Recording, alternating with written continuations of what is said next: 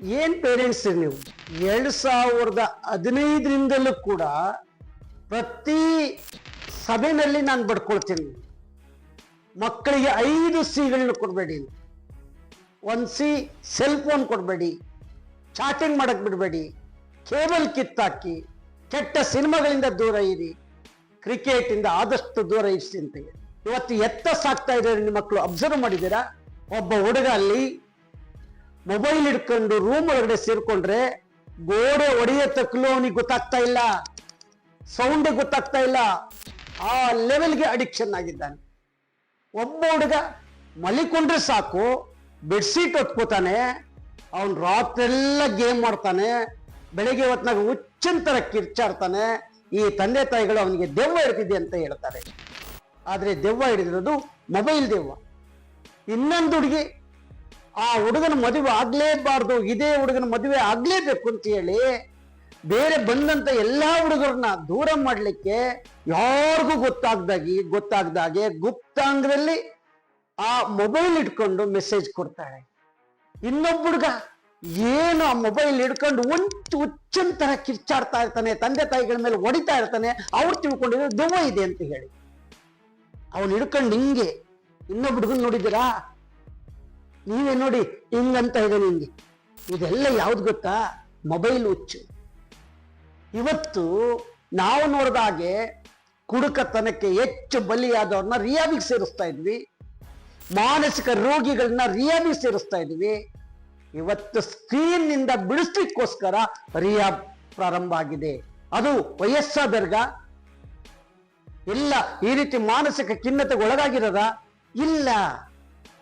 ತಾಯಿ ಹುಟ್ಟಿದ ಮಗುವಿಗೆ ಹಾಲು ಕುಡಿಯಲ್ಲ ಅಂದ್ರೆ ಆ ಮಗು ಮೊಬೈಲ್ ಕೊಟ್ರೆ ಹಾಲು ಕುಡಿಯುತ್ತೆ.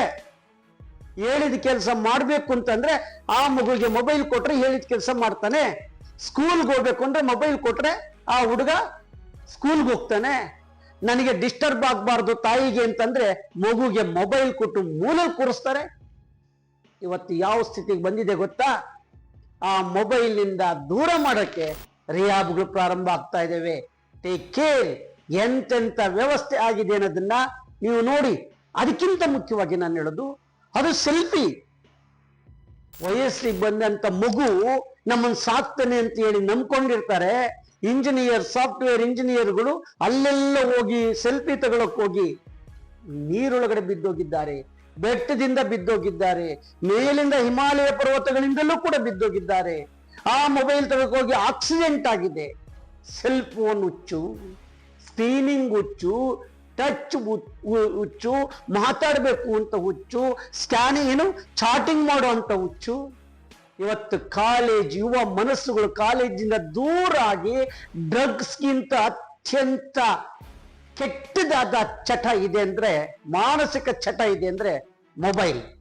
ದಯವಿಟ್ಟು ಈ ಮೊಬೈಲ್ನ ನೀವು ದೂರ ಮಾಡಿಸ್ಲಿಲ್ಲ ಅಂದ್ರೆ ಎಷ್ಟಕ್ಕೆ ಬೇಕಷ್ಟಕ್ಕೆ ಬಳಸ್ಕೋಬೇಕು. ಮೊಬೈಲ್ನ ಏನಕ್ಕೆ ಬೇಕು ಅದಕ್ಕೆ ಮಾತ್ರ ಮೊಬೈಲ್ನ ಬಳಸ್ಕೊಳ್ಬೇಕು. ಒಂದು ಬಲ್ಪ್ ಇದೆ ಅಂದ್ರೆ ಬೆಳಕು ತಗೊಳಕಷ್ಟೇ, ಮುಟ್ಟಿ ನೋಡ್ಲಿಕ್ಕಲ್ಲ. ಇವತ್ತು ಆ ಲೆವೆಲ್ಗೆ ಲೋನ್ಲಿನೆಸ್ ತುತ್ತಾಗ್ತಾ ಇದ್ದಾರೆ ನಮ್ಮ ಮಕ್ಕಳು, ಡ್ರೌಸಿನೆಸ್ ತುತ್ತಾಗ್ತಾ ಇರೋ ಮಕ್ಕಳು. ಯಾರು ಮನೆಗೆ ಬಂದ್ರೆ ತಂದೆ ತಾಯಿಗಳು ಅವ್ರನ್ನ ಆಹ್ವಾನಿಸ್ತಾರೆ, ಗೆಸ್ಟ್ಗಳನ್ನ.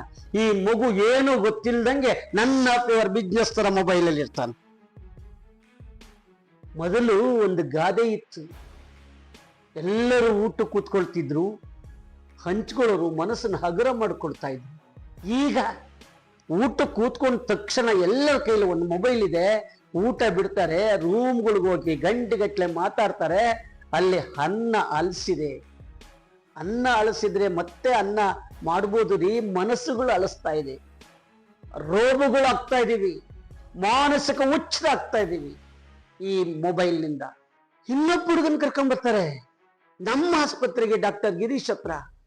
ಮೊಬೈಲ್ ತಂದೆ ತಾಯಿಗಳು ಕಿತ್ಕೊಂಡ್ರೆ ಅವನು ಮೊಬೈಲ್ ಮೊಬೈಲ್ ಕುಡಿ ಕುಡಿ ಕುಡಿ ಹಿಂಗೆ ಹಾಡ್ತಾ ಇದ್ದಾನೆ. ಮೊಬೈಲ್ ನೋಡ್ಬೇಕು ನಾನು ಹಿಂಗೆ. ಇನ್ನೊಬ್ಬ ಹುಡುಗಿಯನ್ನ ಕರ್ಕೊಂಡ್ಬರ್ತಾರೆ, ಅದು ಸಾಫ್ಟ್ವೇರ್ ಇಂಜಿನಿಯರ್. ಹುಡುಗಿ ಹಿಂಗ್ ನೋಡ್ತಾ ಇದ್ದಾಳೆ, ಹಿಂಗ್ ಅಂತ ಇದ್ದಾಳೆ, ಏನೋ ಆಗ್ತಾ ಇದೆ, ಎಸ್ ಎಸ್ ಎಸ್. ಇನ್ನೊಂದು ಹುಡುಗಿ ಹಿಂಗೆ ಕೈ ಇಟ್ಕೊಂಡಿದ್ದಾಳೆ, ಕೈ ಏನ್ ಮಾಡಿದ್ರು ಕೆಳಗಡೆ ಬರ್ತಾ ಇಲ್ಲ, ತೋರಿಸ್ಬಾರ್ದು ಕಡೆ ಮತ್ತೆ ಇಲ್ಲಿಗೆ ಇಟ್ಕೊಂಡು ಹೋಗ್ತಲೇ ಇರ್ತಾರೆ.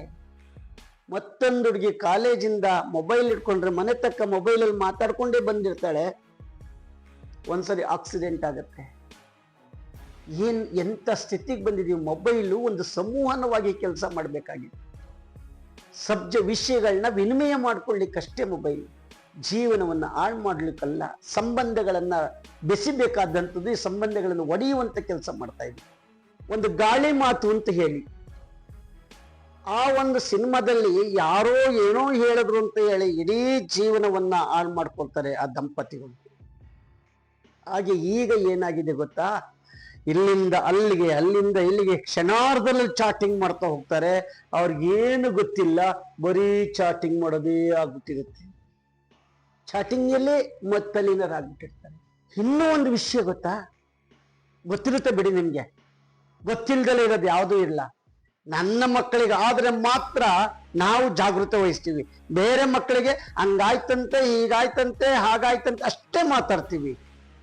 ನನ್ನ ಮಗುನಿಗೆ ಆದಾಗ ಮಾತ್ರ ಯಾರೋ ಒಬ್ರು ಚಾಟಿಂಗಲ್ಲಿ ಸುದ್ದಿಯನ್ನ ಕಳಿಸಿ ಅದು ದೊಡ್ಡ ವಿಷಯ ಆಗಿ ಜೈಲ್ಗೆ ಹೋಗೋ ಮಟ್ಟಕ್ಕೆ ಹೋಗಿದೆ. ಇನ್ನು ನಾನು ಊರಿಗೆ ಹೋಗ್ತಾ ಇದ್ದೀನಿ, ಮನೆ ಕಡೆ ಹುಷಾರಾಗಿ ನೋಡ್ಕೋ ಅಂತ ಕಾರಲ್ಲಿ ಕೂತ್ಕೊಂಡು ಹೇಳ್ತಾರೆ. ಅದನ್ನ ಕೇಳಿಸ್ಕೊಂಡಂತ ಡ್ರೈವರು ಆ ಮನೆಗೆ ಕನ್ನ ಹಾಕಿಸ್ತಾನೆ ನೋಡಿ. ಅವನ ಜೊತೆಲೇ ಇರ್ತಾನೆ ಡ್ರೈವರು. ಆ ಮನೆಗೆ ಅವ್ರ ಸ್ನೇಹಿತನ ಬಿಟ್ಟು ಕನ್ನ ಹಾಕ್ಸಿ ಒಡವೆನ ಕಲ್ತ್ಕೊಂಡಿದ್ದಾನೆ. ನೋಡಿ ಹೇಗಿದೆ ಅಂತ ಹೇಳಿ. ಇದು ಮೊನ್ನೆ ನಡೆದಿದ್ದು. ಇಂಟರ್ನ್ಯಾಷನಲ್ ಏರ್ಪೋರ್ಟ್ ಅಲ್ಲಿ ಹತ್ತುತ್ತಾ ಇದ್ದಾರೆ, ಡ್ರೈವರು ಕ್ಯಾಬ್ ಮಾಡ್ಕೊಂಡಿದ್ದಾರೆ. ಆ ಡ್ರೈವರ್ ಅಲ್ಲೇ ಕೂತಿದ್ದಾನೆ. ಅವ್ರಿಗೆ ಫೋನಲ್ಲಿ ಹೇಳ್ತಾ ಇದ್ದಾರೆ, ನೋಡಿ ಮನೆ ಎಲ್ಲ ವ್ಯವಸ್ಥೆ ಆಗಿದೆ, CCTV ಇದೆ, ಹಿಂಗೆ ಇದೆ, ನಾನೊಂದು ವಾರ ಬಿಟ್ಟು ಬರ್ತೀನಿ, ಹುಷಾರಾಗಿ ನೋಡ್ಕೊ ಅಂತ ಹೇಳ್ತಾರೆ. ಇದನ್ನು ಸರಿಯಾಗಿ ಕೇಳಿಸ್ಕೊಳ್ತಾನೆ ಆ ಕ್ಯಾಬ್ ಡ್ರೈವರು. ಅಲ್ಲಿಂದ ಬರೋ ಅಷ್ಟರೊಳಗೆ ಆ ಕ್ಯಾಬ್ ಡ್ರೈವರ್ ಮನೆ ಒಳಗಡೆ ಇರ್ತಕ್ಕಂಥ ಎಲ್ಲ ಒಡವೆಗಳನ್ನ ಕಿತ್ಕೊಂಡು ಹೋಗ್ತಾನೆ, ತಗೊಂಡೋಗ್ಬಿಟ್ಟಿರ್ತಾನೆ. ಇನ್ನು ನಾನು ಅಯ್ಯೋ ವಿದೇಶಕ್ಕೆ ಹೋಗ್ತಾ ಇದ್ದೀನಿ ಅಂತ ಫ್ಲೈಟಲ್ಲಿ ಹೋಗುವಂತ ಪ್ರತಿಯೊಂದು ಫೋಟೋಗಳನ್ನ ಅವರ ಸ್ಟೇಟಸ್ಗೆ ಹಾಕೋತಾರೆ. ಯಾರೋ ಆ ಸ್ಟೇಟಸ್ ನೋಡ್ಕೊಂಡಂತವ್ರ ವ್ಯಕ್ತಿಗಳು ಇವ್ರು ಹಿಂಗ್ ಹೋಗಿದ್ದಾರೆ ಅಂತ ಹೇಳಿ ಆ ಮನೆಗೆ ನುಗ್ಗಿ ಕಳ್ತನ ಮಾಡ್ತಾರೆ.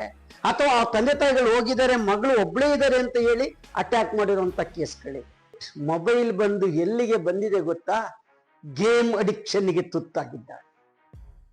ಇನ್ನು ವಯಸ್ಸಿಗೆ ಬರ್ದಲ್ಲಿರ್ತಕ್ಕಂಥ ಎಷ್ಟು ಮಕ್ಕಳುಗಳು ಬಾಲಾಪರಾಧ ಮಾಡಿ ಜೈಲ್ ಸೇರಿದ್ದಾರೆ, ರಿಯಾಬಿಗೆ ಸೇರಿದ್ದಾರೆ. ಮಾನಸಿಕ ಖಿನ್ನತೆಗೆ ಒಳಗಾಗಿ ಅದರಿಂದ ಹೊರಗಡೆ ಬರೋದಕ್ಕೆ ಆಗ್ದಂಗೆ ಸೇರ್ಕೊಂಡಿದ್ದಾರೆ. ಕ್ರೈಮ್ಗಳು, ಅದರಲ್ಲೂ ಸೈಬರ್ ಕ್ರೈಮ್ಗಳು ಜಾಸ್ತಿ ನಡೀತಾ ಇದೆ. ಇದೆಲ್ಲವೂ ಕೂಡ ನಮ್ಮ ಮಕ್ಕಳನ್ನ ಫ್ರೀಡಮ್ ಆಗಿಬಿಟ್ಟು ಆ ತಂತ್ರಜ್ಞಾನ ನಮಗೆ ಗೊತ್ತಿಲ್ಲ, ಅವನೊಬ್ಬರಿಗೆ ಗೊತ್ತು ಅಂತ ನಾವು ಅಮಾಯಕ ರೀತಿಯಲ್ಲಿ ವರ್ತಿಸ್ತಾ ಇದೀವಲ್ಲ, ನಮ್ದು ಮಹಾ ಅಪರಾಧ ಆಗತ್ತೆ. ಆ ರೀತಿ ಮಕ್ಕಳ ಮೇಲೆ ಕ್ರೈಮ್ ನಡಲಿಕ್ಕೆ, ಸೈಬರ್ ಕ್ರೈಮ್ ಆಗ್ಲಿಕ್ಕೆ ಇದೆಲ್ಲದಕ್ಕೂ ಕಾರಣ ನಾವೇ ತಂದೆ ತಾಯಿಗಳು. ಬಹಳ ಹುಷಾರಾಗಿ ನೋಡ್ಕೊಳ್ಳಿ. ಕೊನೆಯದಾಗಿ ನನ್ನ ಮಾತೇನು ಗೊತ್ತಾ, ಮೊಬೈಲ್ ಬಳಸಬೇಕೇ ಹೊರತು ಮೊಬೈಲಿಂದ ಬಲಿಯಾಗಬಾರ್ದು. ಮೊಬೈಲ್ ನಮ್ಮ ಉಪಯೋಗಕ್ಕೆ ಬರಬೇಕೇ ಹೊರತು ಮೊಬೈಲ್ ನಮ್ಮ ಜೀವ ತೆಗಿಬಾರ್ದು.